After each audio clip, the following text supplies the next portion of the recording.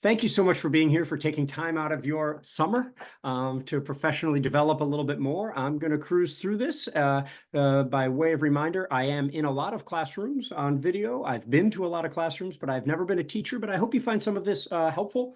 In tweaking some ways, you might be able to help teach the revolution as the 250th approaches and it becomes a bigger deal. If it's anything like the 200th when I was a kid, it was kind of magical.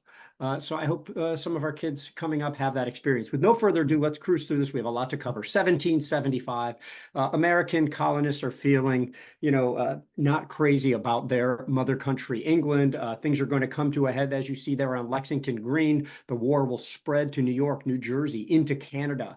These colonies will proclaim their independence from Great Britain, and the war will move to the south, where eventually the British Army will surrender at Yorktown, and the Revolutionary War is over. So that's that. I have 44 minutes to cover it, but they say in speech making sometimes, tell them what you're going to tell them, and then tell them what you told them. And maybe you can engage a kid by covering a subject in 30 seconds at first to say, okay, this is what I'm going to cover. And then maybe they'll be able to follow a little bit better as we go. Plus, I hope if you follow this approach, maybe you'll make them laugh. Maybe one or two of them in the classroom. I have a 14 and a 16-year-old, and it gets harder as they get a little bit older. But let's cover this in a little bit more detail. And let me get really ready here. 1775. American colonists are not feeling good, as I said, about the mother country. They're feeling like they don't have any real representation in their government, and they feel that they should. There are a number of things that happen over the course of more than 10 or 15 years until it bubbles up at Lexington Green, of course, outside of Boston. You've got about 80, something like, patriot militia. When I say patriot, I mean pro-American. Loyalist is going to be sort of pro-Britain. And, stand your ground, you colonists, don't fire unless fired upon. But of course, there is a shot that rings out. The shot heard round the world will be fired. Nobody knows who did it. In this case, somebody who's not very careful with firearms safety. Thanks for this picture, Doug Ullman. And this shot does ring out. The British unleash a volley against. There are a bunch of casualties, and the Revolutionary War is on. Right there in April of 1775, the British move on toward Concord, Massachusetts from Lexington, where they think that there is a stash of weapons, and there are weapons, all right. Those weapons are in the hands of a growing number of colonists and militia and Minutemen, they might come to be called, who are defending the North Bridge at Concord. And the British suddenly find themselves unable to advance. This powerful military, the most powerful military, at least Navy, some say foot soldiers in the world, are unable to move. In fact, they start a retrograde movement back to Boston, where they are harassed by a growing number of militia. And miraculously, as the British limp back into Boston on the first day of the Revolution, the Americans have won their first battle, and they march in with more people and sort of surround the British around Boston and Boston Harbor. And in the meantime, other things are happening. While they surround there, you've got a couple of different commanders, Ethan Allen and Benedict Arnold, going up to Fort Ticonderoga. I think there's 80 of them and 40 people in the fort.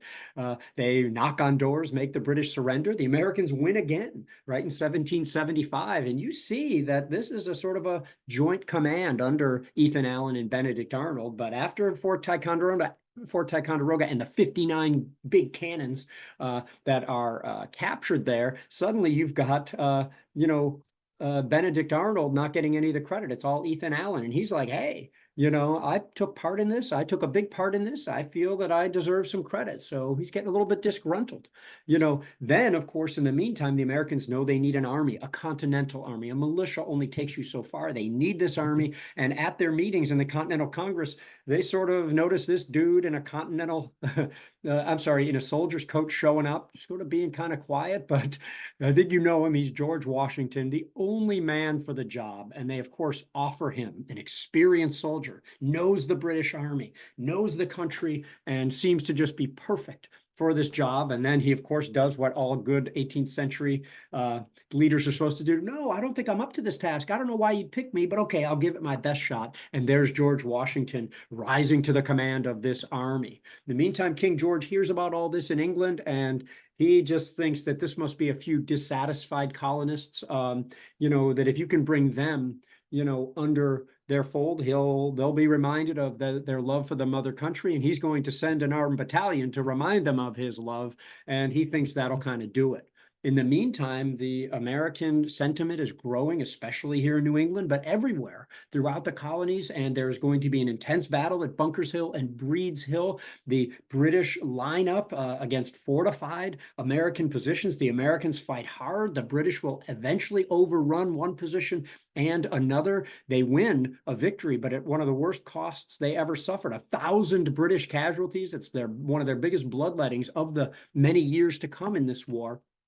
And as you learn more about it and start looking at the paintings, sure, it's a British victory, but most of these paintings just show British soldiers, redcoats, just absolutely getting mowed down by the Americans. One after one just shows almost the folly of it. And British morale plummets, American morale skyrockets, even in failure to win the battle. In the meantime, here comes George Washington. He's dressed right. He goes to see his army at Boston and does not find an army at all. He finds a rabble. He finds too much liquor. He finds, too many people of ill repute. He finds no discipline, and he does not find a whole lot of guns, and certainly not a whole lot of gunpowder, which you absolutely need to fight an 18th century conflict. But luckily, they're going to be able to trade with one of British's not friends, and that is, of course, the French. And maybe at this point you could, sort of, go don don don don, or have your kids make some British flag or French flags, I'm sorry, and wave them around or something, just a way to break up some of the monotony of this story, because it's going to be over and over again as this turns into a world war. The Americans are going to get a whole lot of gunpowder. They're eventually going to form a continental navy. It's becoming real. I mean, they're not forming a whole country, but they are forming an army, and they're largely forming a government on the fly while they're sort of not even agreeing in total. It's not like all Americans are on board. And in the end, rather few Americans, a small percentage of the population, will actually fight the British to secure this independence. Sorry to spoil the end. In the meantime, here's Washington trying to whip his army into shape, trying to get some discipline, trying to make this into a real army. And he realizes that he's got the British sort of against the boards here, but he can't get at them. He doesn't have heavy artillery. And then he remembers the 59 guns they captured at Fort Ticonderoga. You know what I'm going to do? This is a real challenging task. We're going to have to bring those guns over snowy mountains and icy rivers. You know what I need? I need a bookseller to do that. So luckily for him, a bookseller named Henry Knox had read the books in his shop. He understood a lot, smart guy, and he's going to go up to Fort Ticonderoga to see if he can bring these guns closer to Boston and have them bear upon the British. In the meantime, far away in what might be near modern day Norfolk, Virginia, there's a short battle at Great Bridge, Virginia, in which the royal governor, Lord Dunmore, is driven away from the territory he's supposed to govern. He's off on a ship somewhere. In the meantime, the Americans are now invading Canada. You've got General Montgomery, you've got Benedict Arnold, and they're moving on Montreal and Quebec City,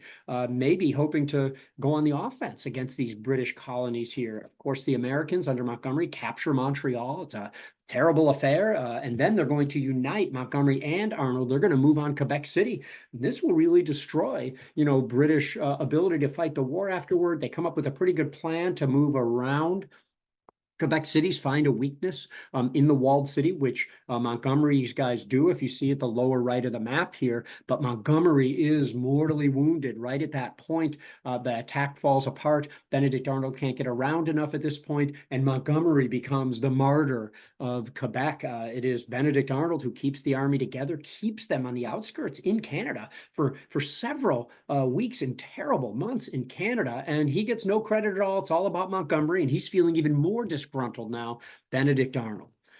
In the meantime, here comes Henry Knox, trying to move up to Fort Ticonderoga as Benedict Arnold eventually moves back to Fort Ticonderoga. 1776, the momentous year here. And here comes Thomas Paine. This dude became one of the best-selling authors of the 18th century, and he's going to issue something called Common Sense. And it sold very well. He used simple biblical language. He used small words to speak to the greatest number of people about the patriot cause. Can you make the case for America as its own country, for freedom and liberty and everything America proposed to stand for? And this made a huge difference in people signing up to help the army, in sort of patriot sentiment moving over toward the British. See, I know I get to teach this stuff in 44 minutes or on a 3-hour tour or something like that. For those of you who get to spend weeks exploring this subject, this idea of being in such a situation in a growing world war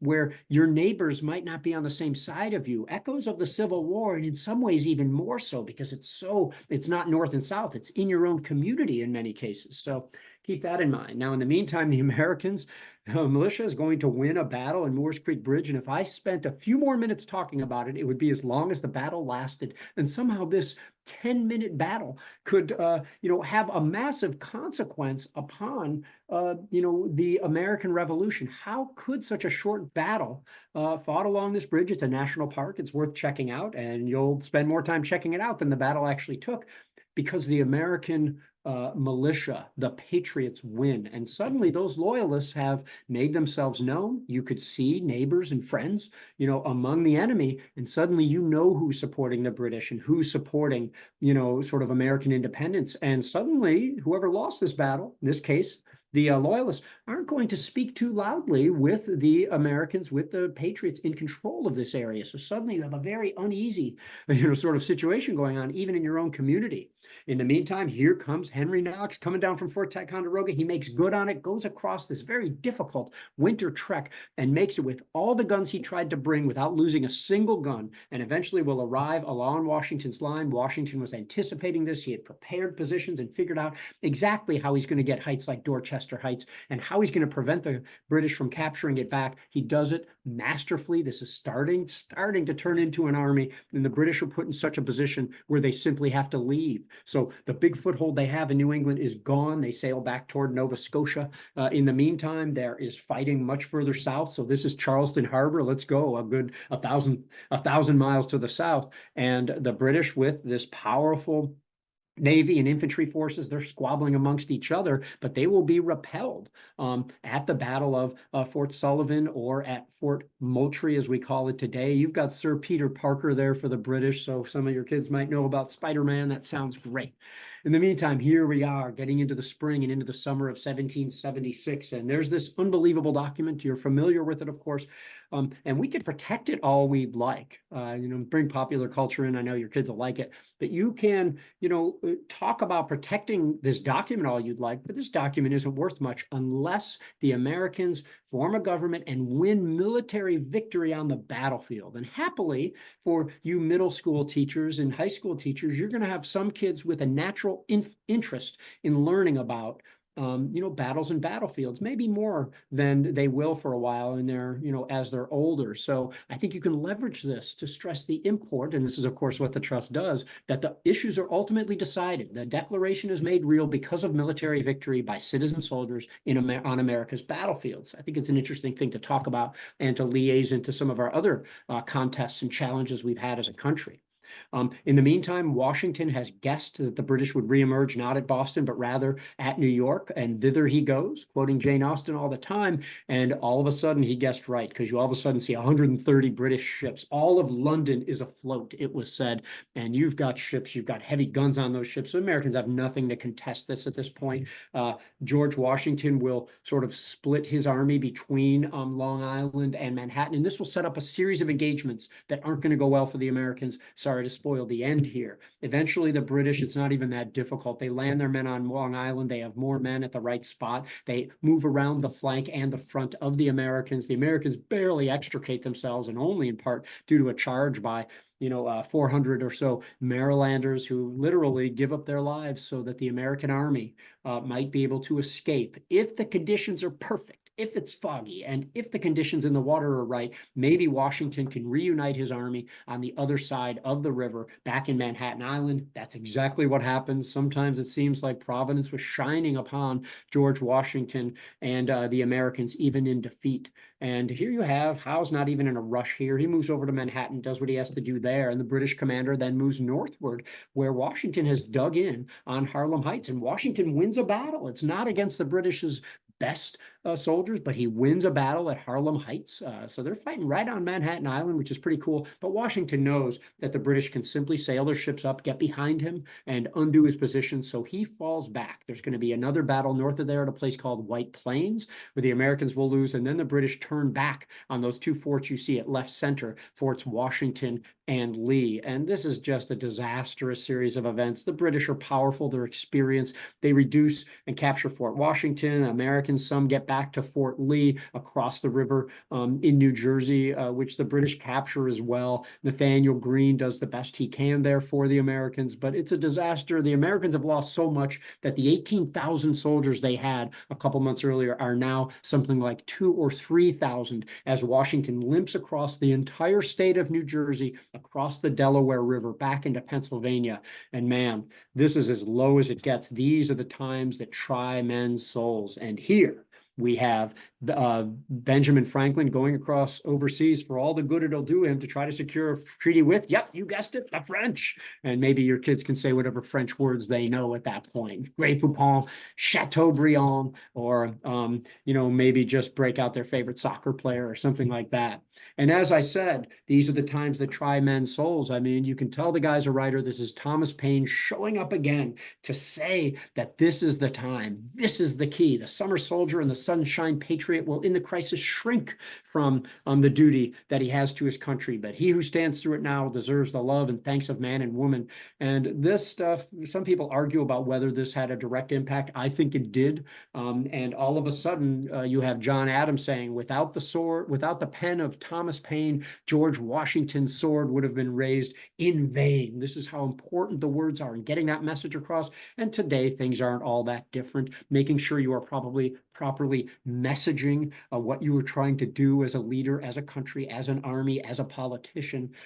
So this dude just was the right dude in the right place at the right time with the right set of skills to be able to help the patriot cause, and it works. And of course, it works because here's George Washington in his famous moment on a tiny little boat with huge icebergs going across the Delaware River, standing up despite the danger. Now we know this painting, and this really speaks to the 200th, the bicentennial, the spirit of 76. We know it looked a little bit more like this in a digital rendering that the Trust has made. Much bigger boats, much smaller icebergs, treacherous to be sure. The Delaware River was a real deal obstacle, and the people that were standing up were usually like steering the boat, maybe an officer or two was steering. And this was a treacherous crossing. Many of them didn't even make it across, but enough, along with George Washington, make it across the New Jersey side on Christmas Eve and fall upon a garrison of British, Hessians famously enjoying Christmas at that point. And wherever the British were, the Americans arrived around, behind, in front of them. And it's a huge American victory here into the fray. Here comes George Washington right down the main streets, suddenly getting a taste of victory that had eluded them in all of these other New York battles. And there's George Washington seizing the moment and knowing that the terms of enlistment of his troops are about to expire. And he makes the plea, even while he's fleeing from British bullets and are standing in front of British bullets later after the war, somebody says, why were you never wounded, General Washington? And that goes back to the French and Indian War, where he's, at Fort Necessity he's a big dude. And he said, I wasn't wounded. But I tried. That would have gotten him some military glory. Ultimately, he's going to achieve that anyway. But he asks his troops, if you will stay just 1 month longer, you will render that service to your country that you might not be able to do under any other circumstance. And it might be apocryphal, but then one man steps forward and another steps forward and another until all of his army decides to stay a little bit longer. And this incredible moment at Trenton is going to set off the 10 crucial days that really start to turn the tide of the American Revolution as 1777 dawns. Washington had gone back to New Jersey. Back to Pennsylvania. He recrosses into New Jersey, and that results in the Second Battle of Trenton. The British are ready. They take a sizable force, push against Washington, and they know what's going to happen. Washington has repelled 1, 2 attacks. The third attack he repels as well at the Assunpink Creek Bridge. The British commander just has no thought that there's any trouble here. Cornwallis knows that Washington will be there in the morning, and he knows he will win, but he doesn't know Washington well enough. Washington knows about a road to get around the British. He might hear from a guy named Cadwallader who has a good map showing him this road, and Washington will leave a skeletal force there, keep up the noise and the smoke that he needs, while he takes his army and gets behind the main British force and falls upon a different British garrison at Princeton, New Jersey. And the Americans attack. It does not go well. At first, you've got the American general, a guy named Mercer, bayoneted 8 times. He will die eventually. And it's not going well for the Americans. But then here comes George Washington, I think not on a brown horse, but on a white horse, riding in, organizing his troops. And he is able to absolutely turn the tide. The British start running away. He says it's a fox chase, boys, and he will win his first victory against real deal British regulars, redcoats, and he will claim victory here. And suddenly in these 10 days, these 10 crucial days, from First Trenton, Second Trenton on to Princeton, he is able to move on to Morristown, New Jersey, much closer to the British base at New York than he would have otherwise been, with his and his army spirits buoyed. And now every time the British want to try to get some supplies, they have to fight with Washington just to go inland to get the things that they need to survive the winter that are right in front of them. But suddenly everything is different. Now, in the meantime, the British have had enough of this. They are going to decide we're getting defeated in detail here. We need to bring our armies together. So let's take one force from Canada, a couple more from New York. We're all going to meet at Albany. We're going to assemble a force so large that the Americans can't possibly stand against it, and we can go wherever we'd like to. Well, the first one under St. Leger is held up at a place called Fort Stanwix. If anybody lives around there, I'm sorry about all the storm damage that's been there. It looks just absolutely terrible. And they get held up. The largest army under Lord General Howe is going to completely disregard the plan and say, no, I'm going south instead. And he decides to go out to Chesapeake Bay, or into the Chesapeake Bay, and then fall upon the American capital at Philadelphia. He comes from the west. Washington goes there, holds up a place called Brandywine Creek. The Battle of Brandywine will become one of the 2 largest battles of the American Revolution, fought on September 11th, 1777, an easier date for you and your kids to students to remember. Washington covers something like 10 fords, but there are 12 fords or so, and the British pick one by chance that he wasn't covering. There was misinformation, and end up into the American rear. It takes all of the efforts of George Washington, Nathaniel Greene, to be able to even hold off a complete disaster, but that's what happens. The Americans retain their army, lose the battle, but fall back still in possession of their main men and materiel. You can see, by the way, some of the brown land that has been preserved by the state, by local entities, and then the blue land that members of the American Battlefield Trust have been able to secure there. Battles are often fought near population centers, and sometimes we're doing this a quarter acre at a time. So anything you can do to help spread the word about battlefield preservation, we'd certainly appreciate. Now, after the Battle of Brandywine, the Americans lose their capital. It flees. It's not going to be the first time that happens in American history. It'll happen again in the War of 1812. The British come to grips again with Washington attacking at a place called Germantown, Pennsylvania. The Americans lose again, but now suddenly here's Washington lashing out, or trying to, at the British, standing toe-to-toe with the best the British really have. Now, in the meantime, you had that one group, St. Leger, held up at first Fort Stanwix, then maybe at Oriskany. And then you've got the main British force that's still left under Burgoyne. I think he's got 6,000 or 7,000 soldiers, now confronted by a larger army under Horatio Gates. Okay, so now Gates can gather with other forces and focus just on Burgoyne here. Burgoyne is a very experienced soldier. He knows what he's going to do. He knows he is going to win, except they end up at a place called Saratoga, where the Americans have not quite twice as many soldiers, at least for a time.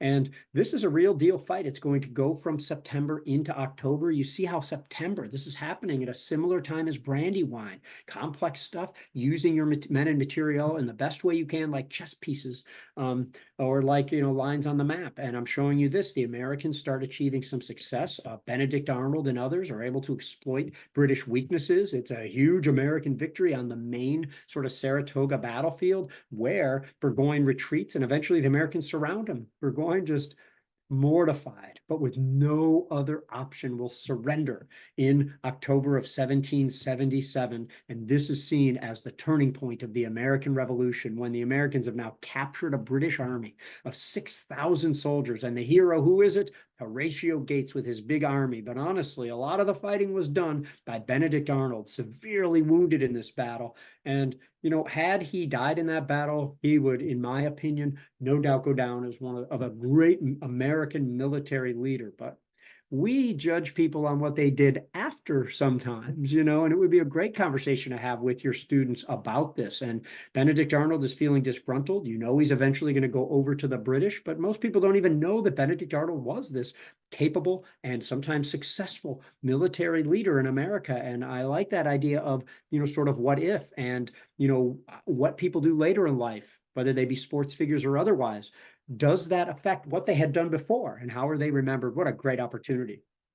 In the meantime, the Americans go feeling better, and Washington's main force will encamp at Valley Forge, the stuff of American legends. And part of that legend is, of course, this guy you see on screen here called the Baron von Steuben. And von Steuben is a military man. He knows how to whip these guys into shape, and he's going to train them and train them. And the story goes that this is the worst winter America had seen in 600 years.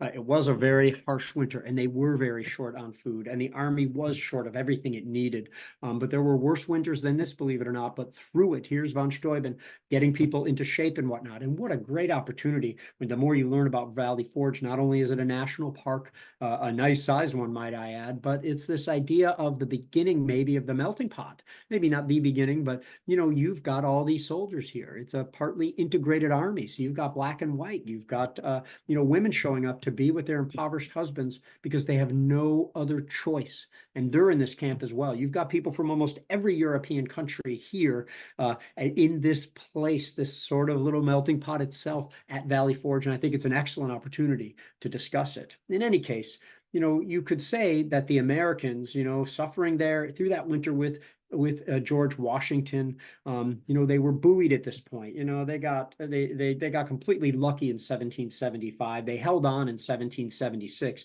became veterans in 1777, but they're going to become professionals in 1778, and they're going to leave Valley Forge as somebody, as a fighting force that George Washington had been wanting since the moment he arrived in Boston, Massachusetts, as 1778 dawns. In the meantime, Benedict Arnold's efforts are paying off, because they get a treaty with the French, and then you could play that anthem there if you'd like. So the French are now allied, with the Americans here. All of a sudden, Spain declares war, yo solo, and you can have some more fun with that as well too. As as Spain starts to push against, remember, they have interests in America, and they're going to declare war on Britain as well. Now, in the meantime, Washington and the British have engaged in a terrible fight at Monmouth, New Jersey. At first, Washington's second in command, a guy named Lee, will show up there and try to make the most of it and really try to keep Washington out of it. He wants to replace Washington. He's riding into battle and everything like that. And it's a seesaw fight, to be sure. But then here comes Washington getting word of what Lee is doing, not obeying his orders necessarily. And it is Washington who turns the tide here. This is arguably an inconclusive battle, but both sides claim victory. The perfect approach that people use in military history. They use it in tennis and other sports as well. You can start to sway people's opinions right in the moment. And by claiming victory, you can do that. But now the Americans are standing and fighting in these terrible battles against the British, who no longer think they have an automatic superiority over the Americans. So as this fighting is going on, people are looking at the rest of the colonies here. There have been small fights elsewhere in the colonies all this time, and the British are starting to look south. In the meantime, holed up in New York, the British are still, because Washington's right outside New York, are still getting all of their materials from across the ocean. This is a 6-week voyage, and something like 80% of what the British sends doesn't make it at all, or doesn't make it in usable condition. You send 1,000 horses, you get 90 you can actually use. You send 600 sheep, you're going to be able to actually use or have enough to follow the army for maybe 50 or 80 of them. Horses and animals and material are thrown overboard just to have the ships not capsize. It is a terrible prospect to do today with planes and powerful ships of several times it and apps to predict the weather. It is still a difficult process to fight a war so far, thousands of miles from home. It was very difficult back then, and it's just not tenable for the British. So they're looking for more ports. Here they're looking for a port at Savannah. They pretty easily capture Savannah, Georgia, right off the Georgia and South Carolina, honestly, coast there as 1779 dawns. There's fights everywhere. I mean, there are little fights as far away as Indiana. For those of you in the Midwest, don't think that you're not involved here. George Rogers Clark marches from modern day near St. Louis all the way across modern day Illinois to convince the British to surrender at Vincennes, Indiana, sort of in central Indiana, I suppose. So the Rev War, it's not as wide ranging as the Civil War, but for its time, ranged pretty far across our country. And while there is fighting in the Northeast here, you've got things going on around New York, New Jersey, Rhode Island, Connecticut. None of it's changing the strategic situation really for the British. So more small battles start to erupt in the South. In Kettle Creek, Georgia, the Americans win. The British respond with a fight at Briar Creek and win there. And by now, the British are starting to look at a Southern strategy, thinking we might not win this war. And if we do have to sue for peace, let's at least do it with the most prosperous colonies in our possession, the ones with the rice, with the indigo, with the cotton, with the cash crops that they can actually use. And as far as the British are concerned, this stuff's ripe for the taking. They think loyalist sentiment is, very favorable to the British in the Southern colonies. Let's see how that goes, because they've been right about everything else, haven't they? In the meantime, here we have a series of engagements as the British engage in this Southern strategy, and it will result in the Southern campaign, which you see with all those numbers, a whole lot of battles in the South, some involving hundreds, some involving thousands. These aren't Civil War battles. These are much smaller. Good thing for the trust, because we can preserve a battlefield by preserving 80 or 150 acres instead of 5 or 10,000. So that makes it a little bit easier, but challenging places to get to this day sometimes. The British have captured Savannah. The Americans try to capture it back. It's a bloody battle at Savannah, a disaster for the Americans. But if you are in a big Polish community, maybe you could talk about Casimir Pulaski, who's a big Polish military history or hero there. Despite all the efforts, the American and French forces combined cannot recapture Savannah. And the British double down on that in 1780 and say, well, we've got Savannah, let's get Charlestown, now known as Charleston, as well. The British are going to target it. The Americans are strong on the seaside, so the British are going to lay siege from land. Eventually, the Americans can't possibly hold out. Charleston falls. They lose an entire army, the Americans do, and even another army outside of Charleston is, some say, massacred by the British at a place called Waxhaws. Remember the Waxhaws, the Americans would later use as a rallying cry, in part because of the known cruelty or supposed cruelty of a guy named Bannister Tarleton, a British soldier who would give the Americans no quarter, even after they had tried to surrender at that point. So he became a rallying point for the Americans. Maybe we could beat Tarleton and whatnot as the war goes on. Now, the British have their series of challenges. They think that there is loyalist sentiment in the Carolinas. That's true, but they don't hold the land where that loyalist sentiment is thought to be. In other words, they're way down in that blue section where you got a lot of patriots,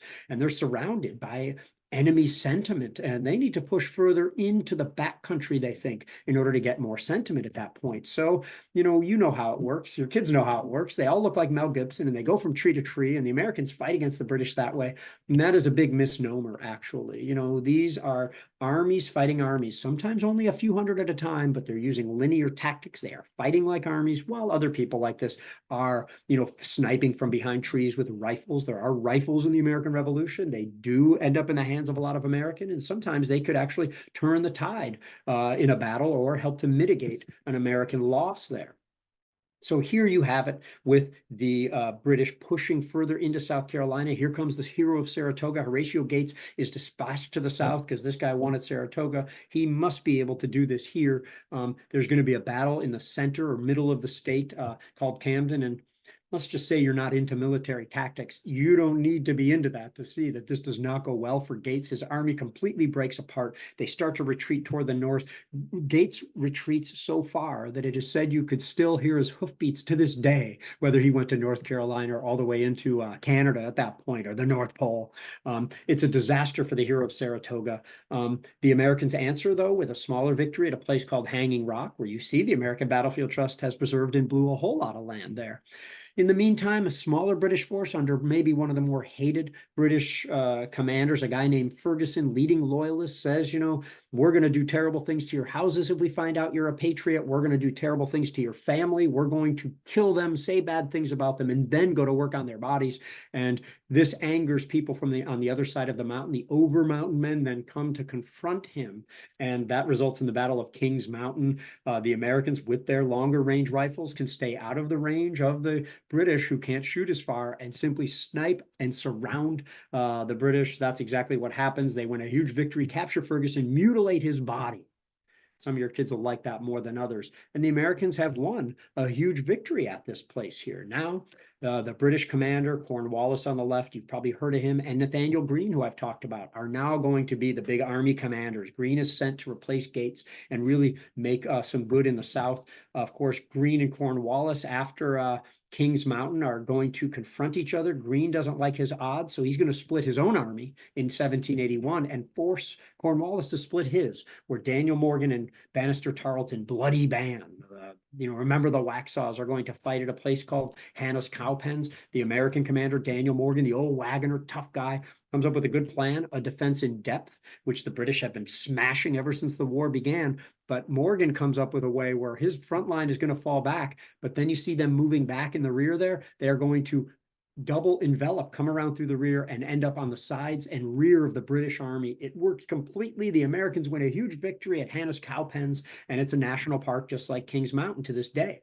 In the meantime, Nathaniel Greene knows he can't beat Cornwallis, so he's going to start a retreat back toward Virginia, and it becomes a race to the Dan River in Virginia. Cornwallis tries to pursue, but Greene has all the advantages. He burns bridges behind him. He blocks roads, and Greene wins the race to the Dan and then turns back on Cornwallis when the weather is favorable, and in March of 1780 will win. 1781 will fight in the Battle of Guilford Courthouse. Similar tactics that you saw Daniel Morgan use, a defense in depth, and absolutely punish the British, but the British win this battle. But notice, the British win the Battle of Guilford Courthouse and then fall back. I mean, how many more victories after Bunker Hill and 50 others can they actually take? So Greene loses and chases after Cornwallis to the south. And then after losing again at a Battle of Hobkirk's Hill, Nathaniel Greene summarized his strategy. We fight, get beat, rise, and fight again. And every time the Americans lose, they gain more territory from the British. It is the world turned upside down. Who can figure this stuff out? And the Americans, this is their strategy. And they have enough men to enact it. In the meantime, here come the Spanish coming up, claiming more of their territory in the South. They beat the British at Pensacola, Florida. Yo solo is what you would hear the rallying cry there. As these, Spanish, win a huge victory. You almost start to feel bad for the British at this point. Not really, but, everything's coming up against them here. The Americans are going to start to besiege a place called Star Fort in South Carolina. They're literally thinking about tunneling under, or trying to, under the British position, to blow it up in a foreshadowing of things that are going to come later. And then, of course, you have Greene just hammering away at the British force. Now, the main British force has already left. Cornwallis's guys have gone up toward Virginia, where if you can't win in the north and can't win in the south, maybe we can get some of the good things in the middle. We're going to take Virginia. I'll talk about that in a second. Greene and a guy named Stuart are going to fight at Eutaw Springs. Terrible. One of those other battles that the British simply cannot abide. And eventually they get chased all the way back to Charlestown after the Americans hold Eutaw Springs here. So again, here's the British holding a coast that can do them no good at all. Whether it be Boston, New York, Charlestown, or Savannah, they have no benefit. They're not controlling the country here.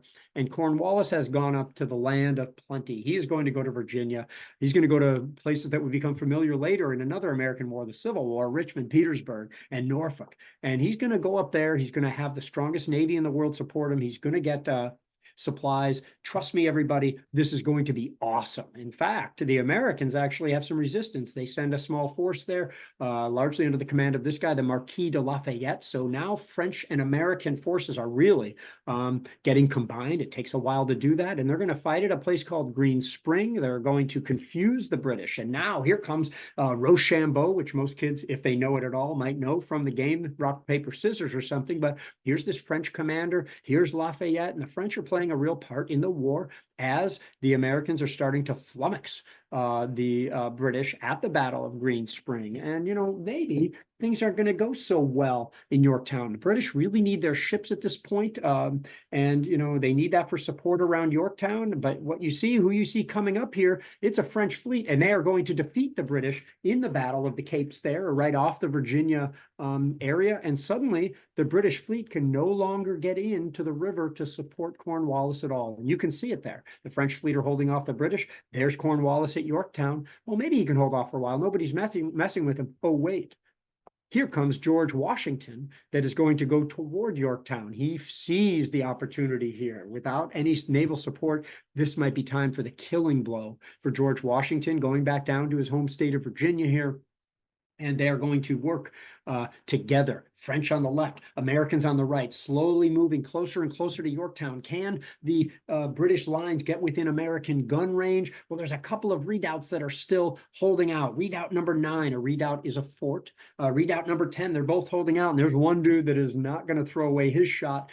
They make some plans, and here comes Alexander Hamilton, finally free from just doing office work. And he's out on the battlefield to achieve his military glory. The French attack one redoubt, Hamilton attacks, and the American troops attack another. Both forts fall. It is a glorious moment. Hamilton gets his notoriety at this point, and the British are out of options. They have no support. They can't get anything from across or up the river. The Americans are within total range of them. They have no way to get supplies, and these redoubts have fallen to the Americans. And that's why Yorktown becomes the stuff of legend, because Cornwallis will have to surrender. He won't even do it in person, so mortified he is. And therefore, George Washington, you see looking on in this fanciful painting, appointing his second in command to accept the surrender of the British forces. And the war's not over. This is just a British army does it, but the war is effectively over in October of 1781. The following year, Parliament ceases all offensive operations in America. And then in the following year,